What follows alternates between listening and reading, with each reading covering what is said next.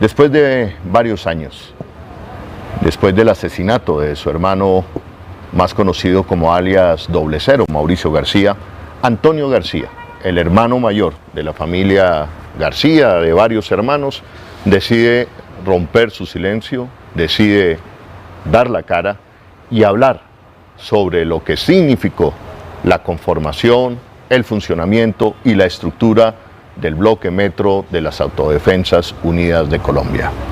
¿Cuál es el valor y la relevancia de esta información precisamente en este momento de la historia reciente del país? El bloque metro funciona en Antioquia. El bloque metro, según Antonio García, fue creado por el empresariado, por campesinos, dicen campesinos, de un sector del departamento de Antioquia. El testimonio que ustedes van a ver a continuación es el testimonio más cercano de quien fuera comandante y creador de las Autodefensas Unidas de Colombia en el país, de uno de sus creadores, Mauricio García, conocido como alias Doble Cero. El valor de este testimonio tiene que ver precisamente con que Antonio García, su hermano, responsabiliza al Estado colombiano del aniquilamiento de su hermano, de un complot para asesinar a alias Doble Cero, para asesinar a los miembros del bloque metro, pero para que guardaran silencio, para que se llevaran muchas verdades de lo que fue su creación, su financiación a la tumba. De eso se trata nuestro episodio de hoy. Vamos a ver si ya estamos listos o si mandamos en este momento a un pequeño corte de comerciales, mientras que más gente en este momento está llegando a la transmisión y se sigue conectando. Entonces, en contados minutos, esta primicia informativa del tercer canal, pero mientras tanto, les voy a pedir el favor a ustedes de que se afilien al canal de YouTube, de que también nos den like en la transmisión que está por comenzar y que sobre todo compartan esta primicia informativa que en contados minutos vamos a rodar y vamos a poner al aire. Esta primicia informativa tiene dos partes. Un primer segmento de 50 minutos, donde hay revelaciones importantes, pero habrá una segunda parte esta noche, a las 8 de la noche, con nuevas revelaciones más contundentes. Esta noche, un mensaje de quien fuera también uno de los mejores amigos del general de la República, Rito Alejo del Río, señalado en diferentes expedientes de los informes de verdad de este país, que lo señalan como uno de los fundadores, auspiciadores del proyecto paramilitar en Colombia. Mauricio y Antonio García fueron sus amigos, y esta noche Antonio García, su amigo, le envía un mensaje contundente a Rito Alejo del Río e igualmente al expresidente Álvaro Uribe. Estamos hablando de un especial que va a tener dos partes. Esta primera de 52 minutos, donde Antonio García responsabiliza al exgobernador de Antioquia, después presidente de la República, Álvaro Uribe Vélez, del aniquilamiento del bloque metro y de su hermano. Él es Antonio García, abogado, de familia de ilustres abogados antioqueños. La vorágine de la violencia colombiana tocó a la puerta de su familia, que poco a poco fueron involucrándose algunos de sus hermanos en la creación y gestión de grupos paramilitares en Antioquia.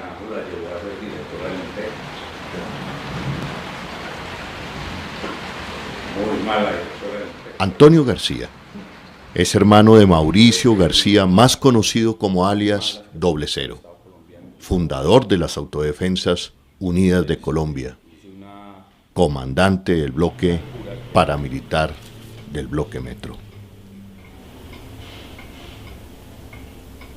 Alias Doble Cero le confesó a su hermano del alma, Antonio, los secretos del paramilitarismo en Colombia y concretamente de la creación del bloque metro y la ayuda desde la gobernación de Antioquia bajo la gobernación de Álvaro Uribe Vélez. A Antonio lo encontré una tarde hace pocos días en la ciudad de Medellín, en esa ciudad de la eterna primavera que guarda los secretos más grandes de la guerra del paramilitarismo en Colombia, de la última de tantas guerras en Colombia. Estoy con Antonio García, abogado,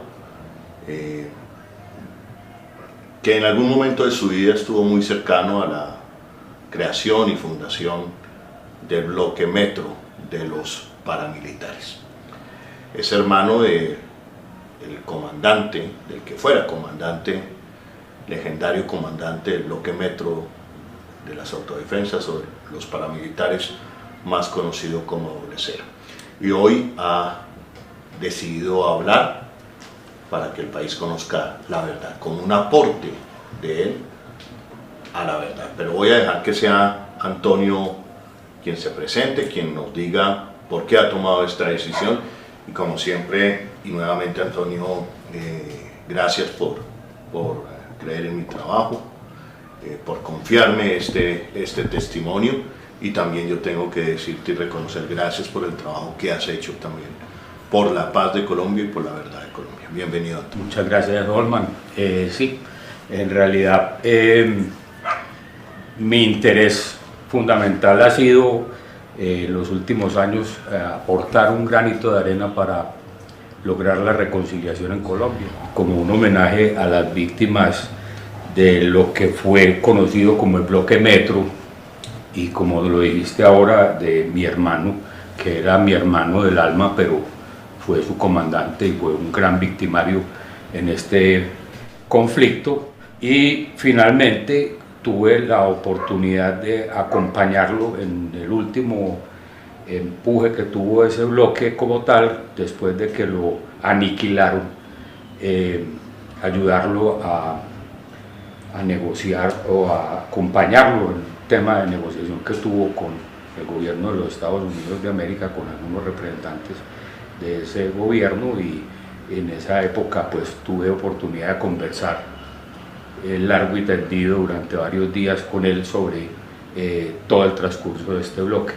Entonces mi interés ahora es la verdad. Yo sé que son cosas que verdaderamente son dramáticas y que pueden ser traumáticas para muchas personas, inclusive habrá que mencionar personas que finalmente se quejarán de que no hay pruebas pues contra ellos, o que hubieran participado de alguna manera, estuvieran vinculados con ese bloque o con algunos hechos, pero es la verdad. Antonio, ¿qué militares, qué empresarios, qué políticos dan origen al bloque Metro? Y si recuerdas la fecha del nacimiento, o si hubo alguna ceremonia especial, o de pronto algún comentario especial que te haya hecho tu hermano. Eso básicamente se dio durante la gobernación de Álvaro Uribe Vélez, se dio con la aquiescencia del empresariado antioqueño, de buena parte del empresariado antioqueño, pero digamos que nombres propios, dejémoselo a la justicia que los identifique y ya los tiene, porque han sido, digamos, muy explícitos en nombrarlos, inclusive hasta el mismo Don Berna, Hasbún, el Alemán, en Justicia y Paz, y hay compulsas de copias que no han salido, no han funcionado, pero bueno, digamos que esos nombres ya están explícitos en alguna parte y los tiene la justicia. Pero gran parte del empresariado antioqueño estuvo presionando o motivando la fundación de un bloque de contención que ayudara a apoyar a las fuerzas militares pues en ese trabajo paramilitar.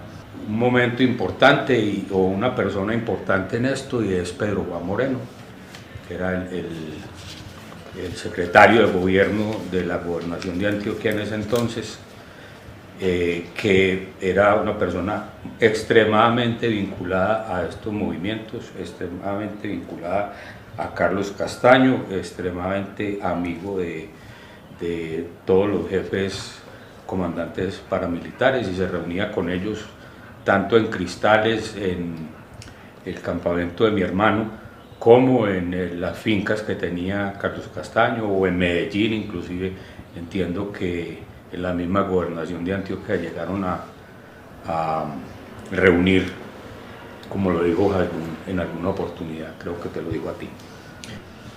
Básicamente sí, tengo la certeza de que mi hermano me dijo muchas veces, y mi hermana Beatriz, que también era muy cercana a los militares en esa época, y a Carlos Castaño, que Pedro Juan Moreno era quien estaba pues detrás de toda la conformación del paramilitarismo en Antioquia y del bloque metro concretamente.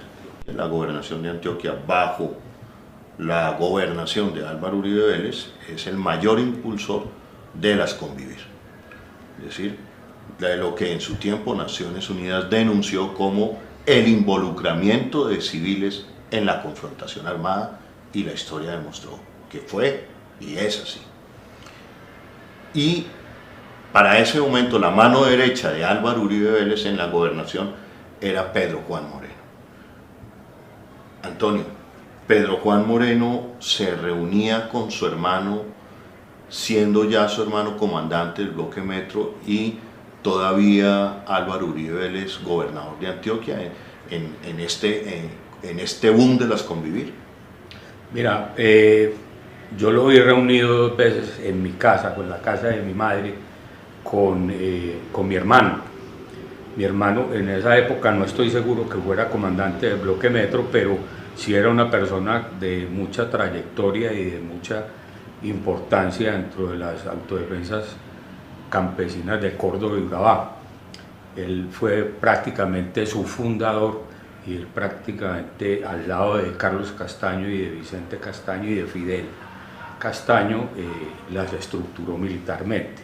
Entonces yo cuando vi a Pedro Juan en 2 oportunidades, reunido en la casa de mi madre y una vez en el apartamento de mi hermana, con mi hermano Carlos Mauricio y con militares, ya mi hermano estaba en la ilegalidad y ya era parte directiva, digamos, de las autodefensas campesinas de Córdoba y Urabá. Tú alcanzabas a contar fuera de micrófonos cómo fue que empezó este reclutamiento en este sector de Medellín, conocido como La Sierra, creo que Santo Domingo, Sabio, inclusive que también reclutamiento de niños, entrenamiento, y que eso se devuelve y que terminan sacando la guerrilla de este sector de Medellín, y que a raíz de eso, digamos, la guerrilla se empodera en la Comuna 13 de Medellín, y eso da pie a la Operación Orión. Cuéntanos, repíteme esa historia. Desafortunadamente, y no quiero ni quiero que se me sienta como una justificación en ningún momento de nada de mi hermano, es una cosa supremamente mala, perversa que hizo. Era un gran reclutador de niños y niñas para la guerra. Se lo recriminamos, hoy se lo recriminamos, en alguna época no lo hicimos en la familia y bueno, no lo teníamos muy claro tampoco, pero hay que pedir perdón por eso pues a las víctimas, y de hecho lo he hecho pues en algunos escenarios. Reclutar un niño para la guerra parece que es una labor supremamente fácil, porque los atrae mucho el poder, el uniforme, las armas, entonces se iba muy fácil, los llevaban a los centros de entrenamiento que tenía el bloque metro, unos entrenamientos bastante duros y muy complejos. Los devolvían ya entrenados y como miembros del bloque a las ciudades, a Medellín, y en Medellín ya empezaba la confrontación con la guerrilla, con los milicianos de la guerrilla o los que eran afines a la guerrilla. El cacique Nutibara, hasta donde yo recuerdo, lo lideraba Don Berna, alias Don Berna Joven. Inclusive en Contravía hicimos un programa sobre el momento de la desmovilización del cacique Nutibara, pero usted pone al cacique Nutibara como un brazo armado de una oficina de sicarios, de una oficina de narcotráfico, de una oficina de cobro de cuentas, de secuestro, que es la famosa oficina o la oficina de Envigado. La oficina de Envigado. ¿Cómo es esto? Sí, o sea, realmente lo que se desmovilizó en el mes de noviembre del año 2003 fue la oficina de Envigado como tal.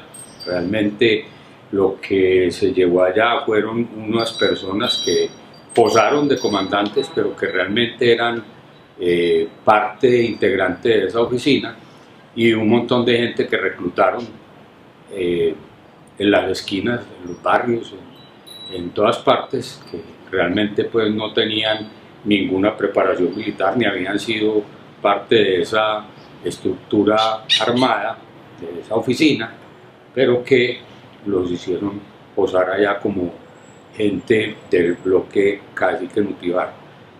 Mucha cantidad de gente incurrió en ese tremendo error de filarse para que el gobierno le diera un subsidio, pues como excombatiente.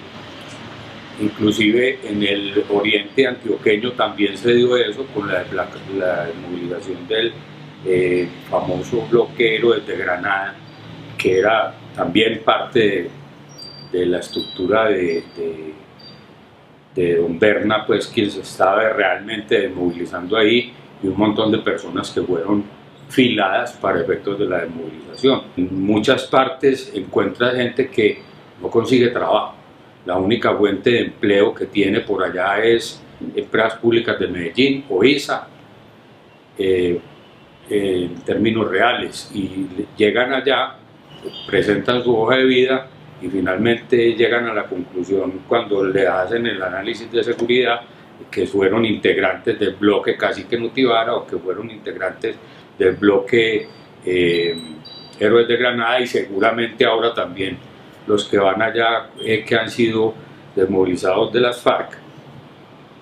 Entonces no tienen acceso al trabajo porque fueron parte de un movimiento armado. Entonces fue un error que le está costando mucho a la juventud y los tiene en el desempleo allá y aquí también.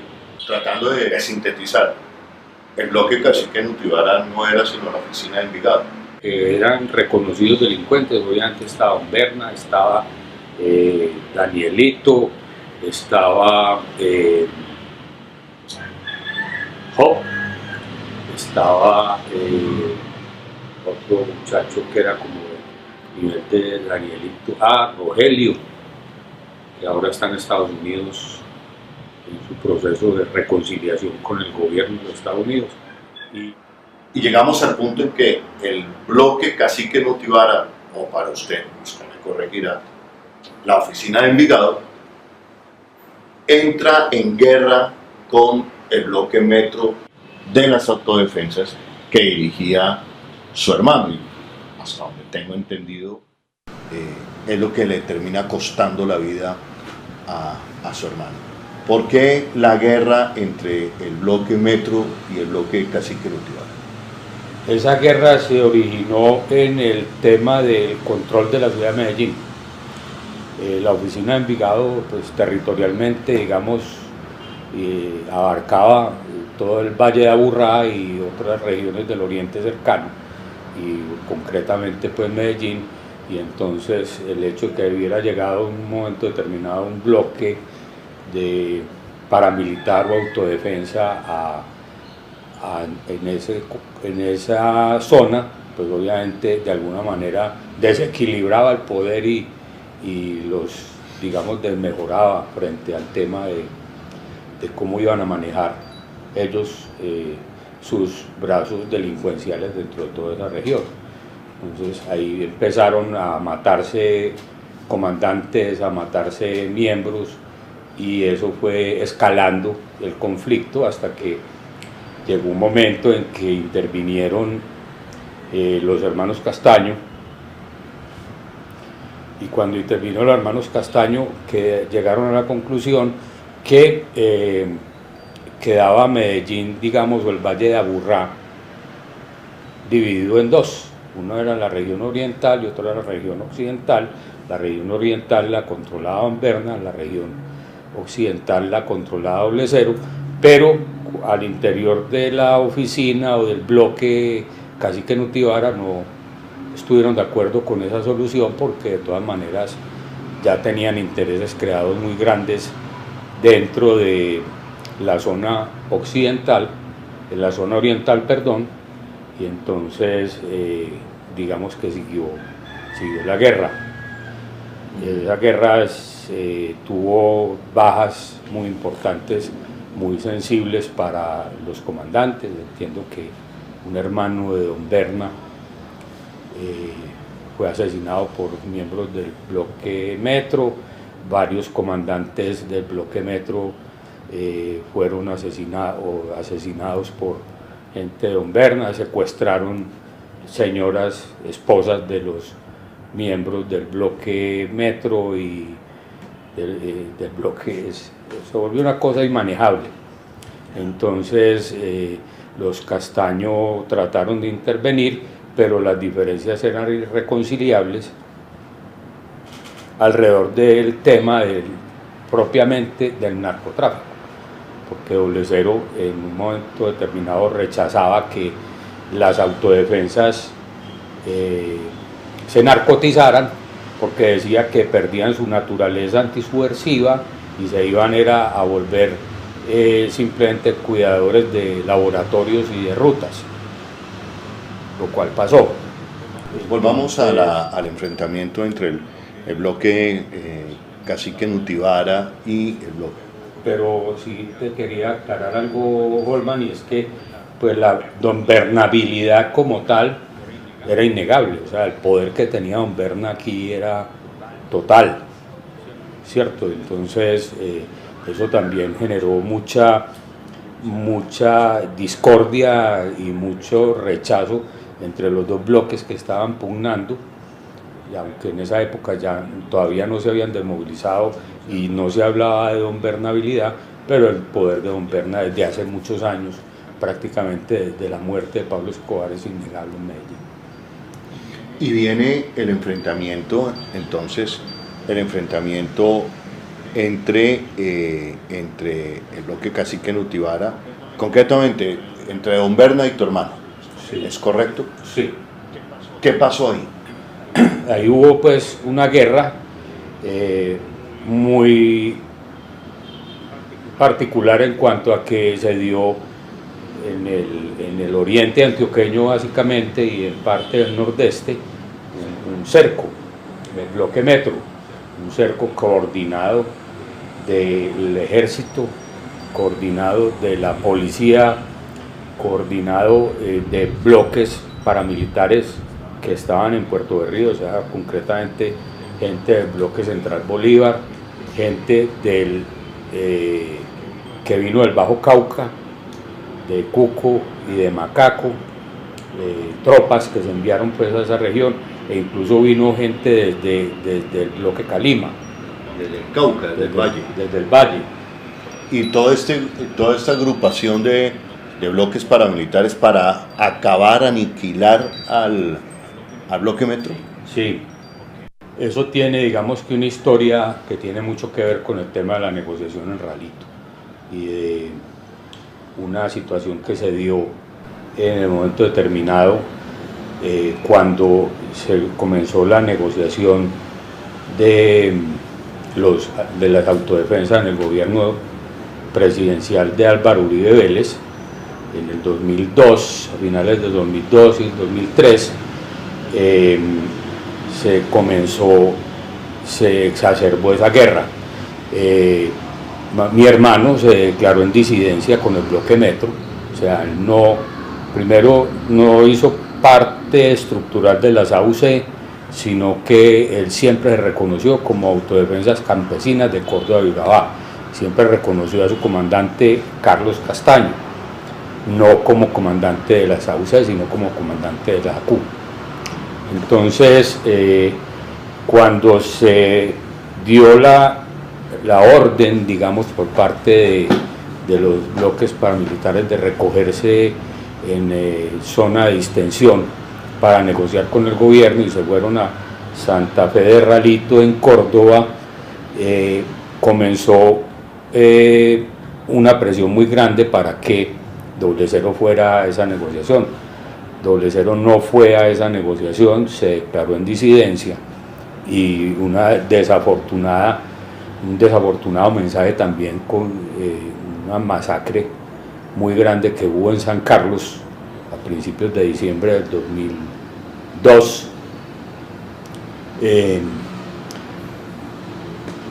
Quedó como el mensaje pues que él había mandado, que ya había una orden de cese al fuego y él no la atendía. Entonces a él ya le habían, digamos, lo habían motivado para que no fuera a Ralito o no se uniera a una negociación, porque en primer lugar, cuando inició el gobierno de Álvaro Uribe Vélez, un teniente en Segovia hizo un falso positivo con 20 o más personas del bloque Metro, los citó para una operación conjunta, los llevó a un sitio y en el sitio les había montado una emboscada y dentro de un camión en que iban los ametralló y los asesinó.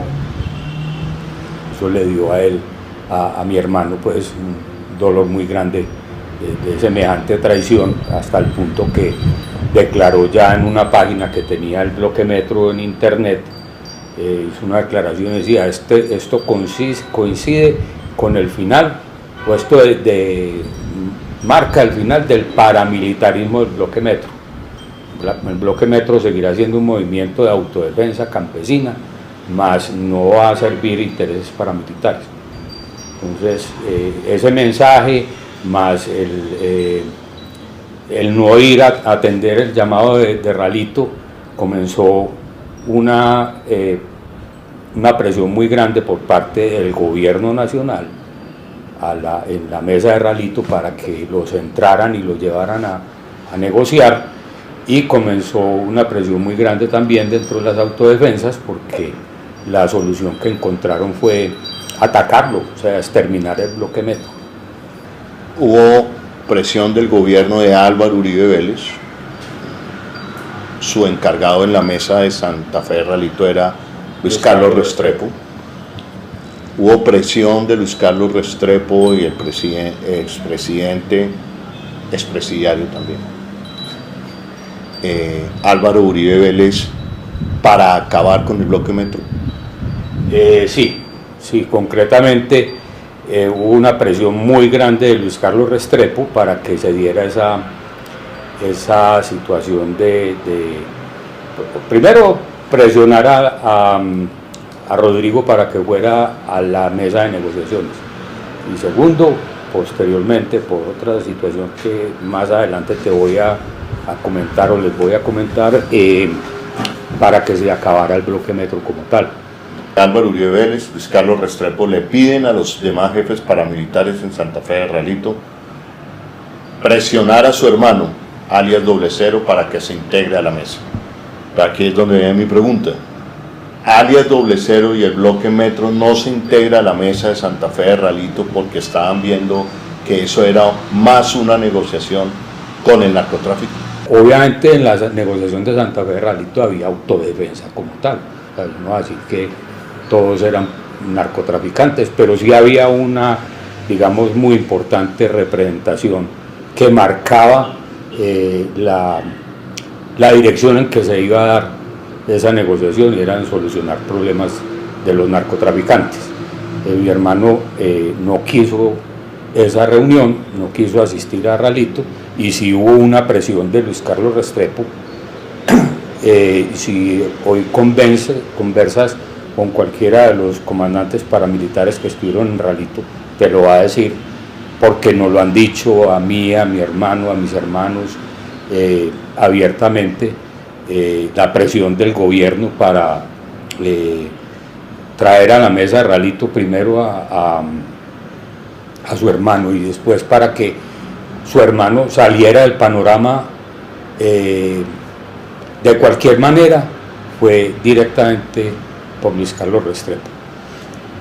Esta parte es muy delicada e importante, porque la familia García, los hermanos, hermanas de Mauricio García, conocido como Doble Cero, comandante del Bloque Metro y uno de los fundadores de las autodefensas campesinas de Córdoba y Urabá, junto a Carlos Castaño, dicen, creen y les han dicho que la orden de acabar, de aniquilar el Bloque Metro provino del gobierno de Álvaro Uribe Vélez.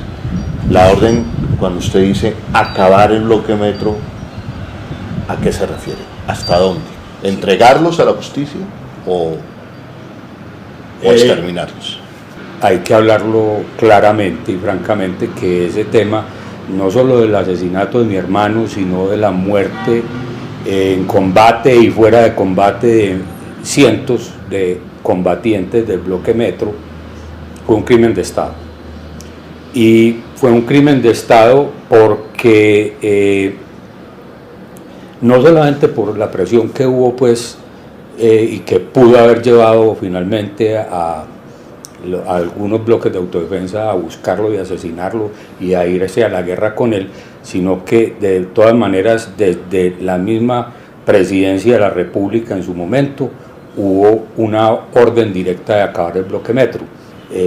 Se hizo disidente, se fue a un lado, pero sabía que tenía que negociar de todas maneras. O sea, ya el tema de la negociación era ineludible, pero no quería ir a negociar a Santa Fe de Ralito.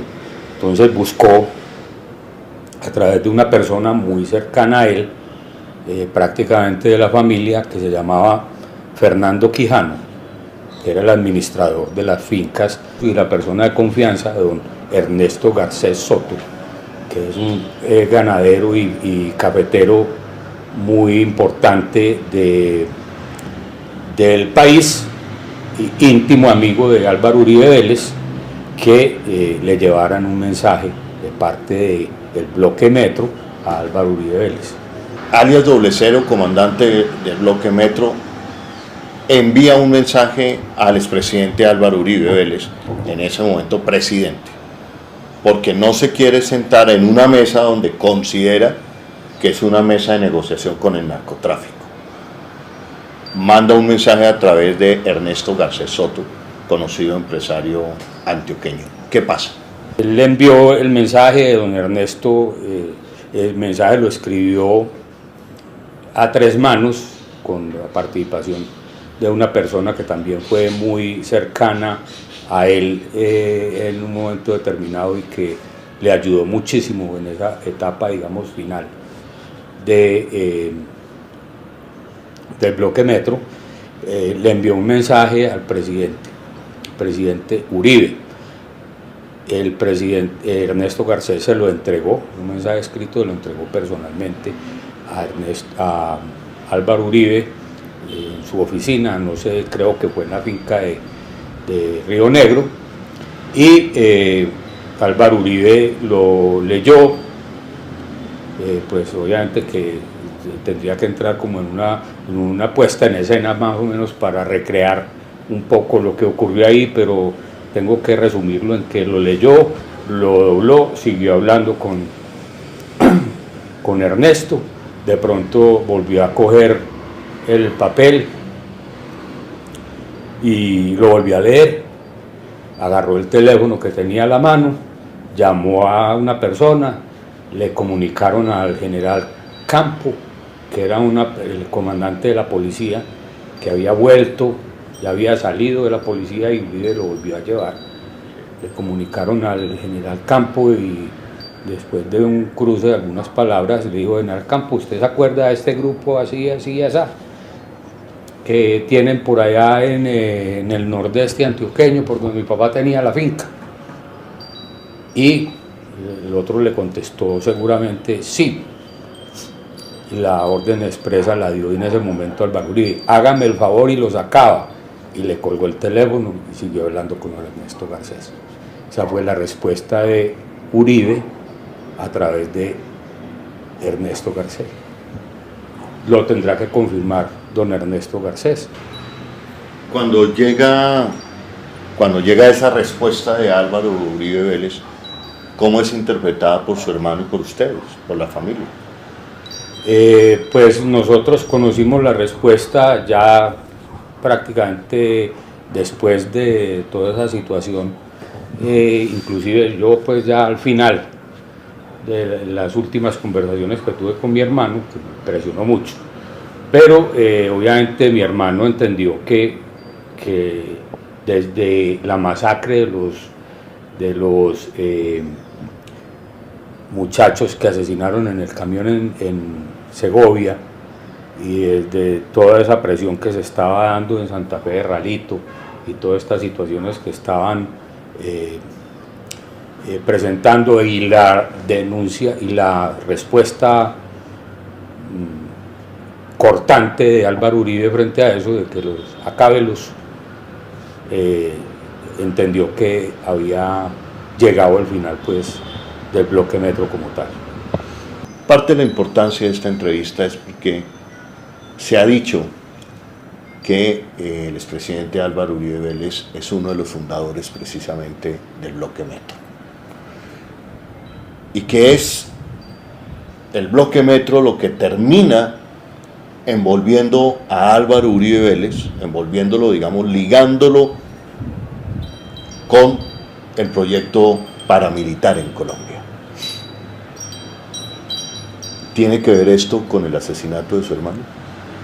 Yo considero, pues, para mi interna formación, para mi pensamiento, pues, que el gobierno de Álvaro Uribe Vélez terminó el bloque metro porque era un estorbo dentro de una piedra en el zapato por su nexo inminente, pues, y directo con Doble Cero y con militares y con obviamente hasta el presidente de la República y el gobernador de Antioquia en ese momento. Repito, fue un crimen de Estado, y yo diría que las causas inmediatas y las causas remotas también están ligadas al desarrollo de la forma como se creó, cómo se desarrolló, qué servicios paramilitares prestó, y finalmente cómo se terminó el bloque metro. Cuando hablas de nexo, ¿a qué te refieres, Antonio? Cuando hablas de nexo, bloque metro, Álvaro Uribe Vélez, gobernación de Antioquia, y tu hermano Doble Cero. Tengo el convencimiento que el bloque metro surgió, como te lo expuse ahora, como un proyecto de contención de la guerrilla, un proyecto contrasubversivo, pero fue formado desde la gobernación de Antioquia de Álvaro Uribe Vélez. No voy a decir que Álvaro Uribe Vélez dio la orden directa, pero pues, o sea, blanco es, gallina lo pone. Eso es prácticamente innegable. Por lo menos para la familia García así lo es. Sí, tenemos ese convencimiento, que detrás de todo lo que se dio, todo el devenir del bloque metro hasta la muerte de mi hermano y el asesinato de muchísimos de sus combatientes, tuvo que ver con el origen desde la gobernación de Antioquia al bloque metro. ¿Qué relación hay entre el asesinato de su hermano y el asesinato de Carlos Castaño? ¿Terminan siendo ellos dos grandes amigos? Y los dos terminan siendo asesinados por sus propios excompañeros. Carlos Castaño en ese momento estaba, digamos, ya muy retirado de la mesa de Ralito. Perdón, quien estaba dirigiendo en ese momento esa negociación era Mancuso. Carlos ya se había hecho a un lado, mandó una carta de renuncia y estaba, pues, digamos que en otras situaciones, en otras circunstancias, buscando arreglo con los Estados Unidos. Y me lo dijo a mí personalmente la única vez que pude hablar con él. Solamente una vez me lo encontré en Urabá, y cuando supo que yo era hermano de Rodrigo, nos pusimos a conversar y tuvimos una conversación muy directa que otro día se la cuento.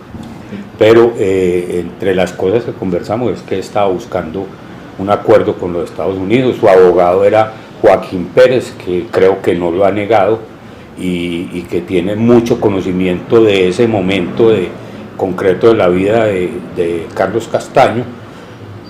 Y se dio también la salida de mi hermano, y él le mandó un mensaje a mi hermano concretamente conmigo en ese momento. Yo se lo pude dar luego telefónicamente, y es que le dijo: dígale a su hermano que en este momento estoy en iguales o peores condiciones que él. Ya estaba prácticamente... Ya sabía que lo iban a matar. Ya sabía que lo iban a matar. Y que ojalá pudiera negociar con los Estados Unidos, que le insista que yo estoy hablando con ellos y estoy a 5 años, que pues da una condena de 5 años y me voy a ir. Él estaba decidido en ese momento a irse a los Estados Unidos, a aclarar su situación con los Estados Unidos. Según usted, conociendo esa última conversación que tuvo Carlos Castaño con usted, que pueda entender razones por las cuales no la va a hacer pública ahora, pero sí tengo que preguntarle, ¿lo matan porque ya iba a negociar con los Estados Unidos? ¿Fue uno de los motivos?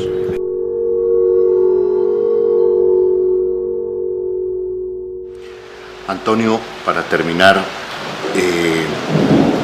yo siento, escuchándolo, de alguna manera usted lo confirma, esta entrevista se da por su hermano, Mauricio García, comandante fundador de las Autodefensas Unidas de Córdoba y Urabá y del Bloque Metro, por los combatientes del Bloque Metro que usted dice fueron asesinados en el marco de una orden de Estado, de un crimen de Estado.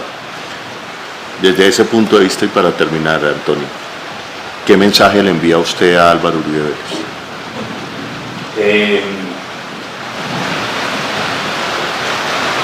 El mensaje tiene que ser claro y contundente. Por favor, cuente la verdad.